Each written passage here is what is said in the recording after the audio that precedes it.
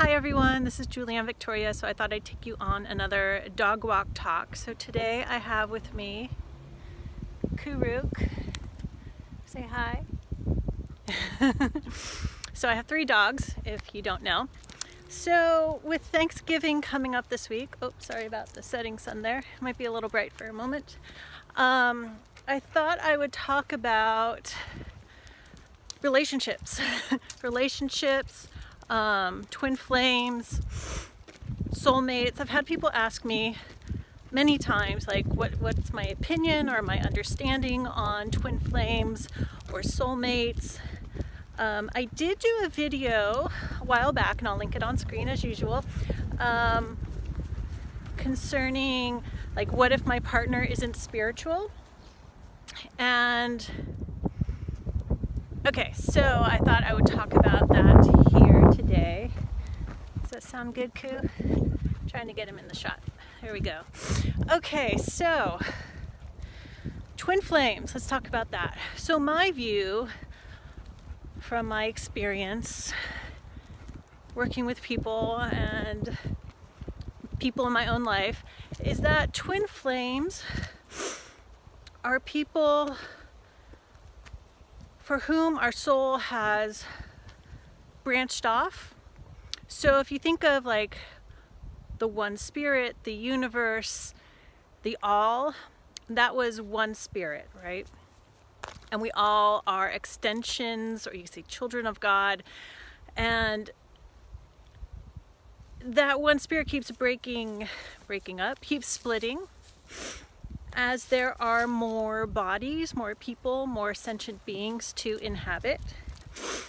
And so a twin flame is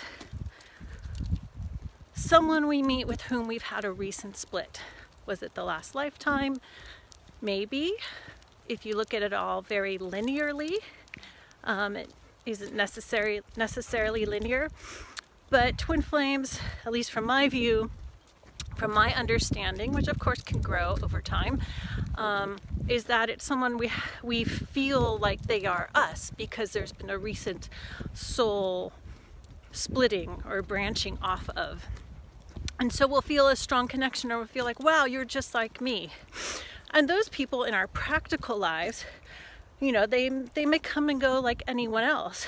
They may be our best friend for life. They may be someone we bond with when we're on a trip somewhere, and it doesn't necessarily have to be romantic. It could be teacher, student, friends, whatever. And then lives take different paths, and you may stay connected, you may not. So, but it's someone like you feel like, wow, they are so much like me. Now, not everyone that you feel who is just like you may be a twin flame. You don't know. One way I would say that you could sort of investigate that, sorry, the sun's like right in my eyes, is to look at the astrology. It won't give you a definite answer, but it's one way to kind of look into it if you're curious, if you know the other person's birth data and you have their permission. I think it's important to have people's permission. And then soulmates, come on, Koo. Soulmates are people, they could be twin flames. I think there can be an overlap, especially with the way people use it. Sometimes people interchange those terms. I think sometimes I even do that. I don't use those terms a whole lot though, more in my mind. That soulmates are people you have a deep emotional bond with, or you could say a soul bond with. Not necessarily that you feel like, hey, they're like just like me, they're a twin, same interests, same paths, whatever, though that can overlap.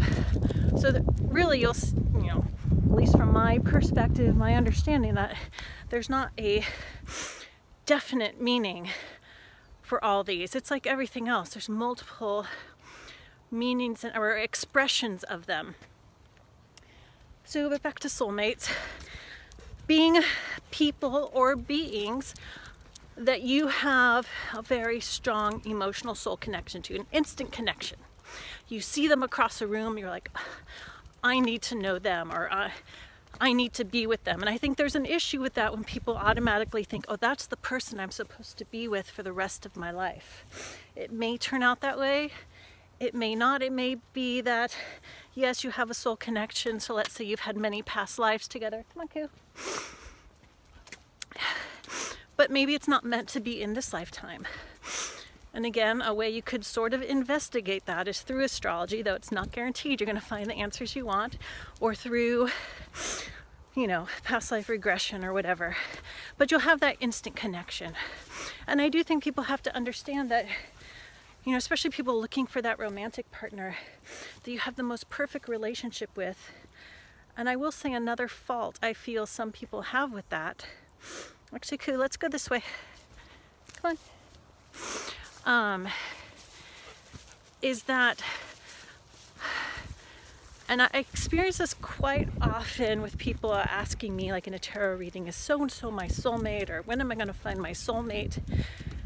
And what they really mean, whether they want to admit to it or not, is they're looking for that person with whom they have the most amazing sex all the time for the rest of their lives, thinking that will be the foundation for a great relationship. And it's usually not. That, of course, is a part of a relationship, but that cannot be the foundation. And sometimes that's what hooks people to someone with whom they think is their soulmate or twin flame, because they have that great sexual chemistry. But the relationship may be horrible besides that. So I just want to add that there. But anyway, back to soulmates. I do also believe that all the significant people in your life, family members, anyone you're in a romantic relationship, boyfriend, girlfriend, whatever, long-term relationships, or people with whom you've known briefly but had a huge impact on you, those can all be soulmates. Or I'll say they are soulmates. They trigger something within you to grow from your soul, to grow deep inside, for spiritual growth, personal growth. Sorry, we're sniffing a lot right here. Now, I do believe soulmates can be other creatures, such as animals. I have had, Koo is one of them. You want to say hi again? He says, I am my mama's soulmate. And Karuk means bear. So, as I mentioned, my last dog walk talk, I think, all my dogs have bear in their name, or their names mean bear. Bear is a family totem. Karuk is a soulmate. The dog I had before him, Simba, honestly was the strongest soulmate connection I've ever had. It was like we had always known each other. Maybe we were twin flames, I don't know. But it was a very significant relationship. So those relationships that have a huge impact on you are your soulmates. And for most people, your parents, siblings, maybe, maybe not, depends. Your close family members, those are your soulmates. Animals that you're close to. Teachers, coworkers, it could be anyone, but those who have a strong impact on your life that open things up within you and change your life, change who you are, help you grow. So that's what I wanted to mention there. Okay, good, let's go. What else did I want to say about relationships? Yeah, do check out my video, what if my partner isn't spiritual? Because a relationship, you do want to understand each other emotionally. You do want to be supportive of each other on your paths. But a relationship, don't forget, is something of this physical realm. You cannot just ignore the practical things, like, can you live together? Can you cohabitate? Do you have similar values, or are your values going to clash? Do you support each other, or do one or both of you beat each other down? Are you in competition with your partner? That's not a healthy relationship. So don't forget the practical parts of a healthy relationship. Yes, you want to have an emotional connection, obviously. You want to have a physical connection.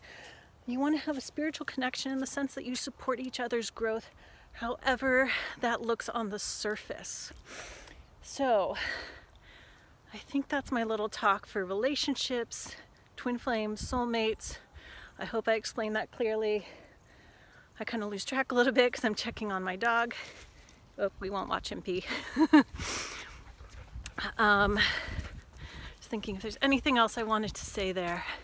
I think that's good. I hope the wind isn't too noisy. The wind has quite a chilly bite tonight. But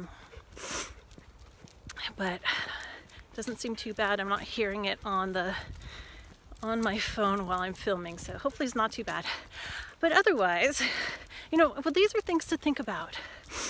If you're in a relationship, is it healthy? And I could talk for hours on the healthy relationship, but really that's something to work with someone individually on. And even if you feel, because I think what a challenge people get, because I get this a lot with clients over the years, is that they have that feeling like, I've known this person before, and then the mind gets in the way. It's like, I'm supposed to be with them forever. But that may not be. There's a reason you come together. Sometimes some people will feel that, and you will be together. The relationship's healthy, and you work on things when they get unhealthy or out of balance, however you want to phrase it. But it's that clinging to, I've got to be with this person because we had this great connection, and I'll never meet anyone else like that again, which is actually true. Everyone you meet will be a different connection. And actually, that's a good thing to point out. Like, I have a friend of mine, known her for a few years. She had this one relationship that she felt was amazing. The guy died, and she's looking for that exact relationship in everyone she meets. And so she's reaching and grabbing, doing online dating, and each time the guy is like, oh, this is the one. And it turns out it's not, but it's because she's looking for that other relationship, which she will never find in somebody else. So I want to point that out. Some of this stuff may be hard for some people to hear, but you have to acknowledge, honor, love that past relationship, however it ended, and open yourself up to meet someone else in their own amazing way. Because if you're constantly looking for a relationship with a new person that is just like you had with somebody else, you'll never find it. And some of this does come down to self-love and getting comfortable with yourself, to allow that other relationship in. Okay, I think I will end this here. Hopefully this sounds coherent and makes sense while I'm talking and walking with my dog. I hope you all have a wonderful a wonderful Valentine's Day this week if you celebrate. If you're single, celebrate the love that you have for yourself. Celebrate the love that you share with your family, your friends, your pets. There's everything to love. There's everything to be thankful for. And don't forget that you are part of that everything. All right, everyone. Thanks for joining me on my dog walk talk. Koo is sniffing. We'll see you later.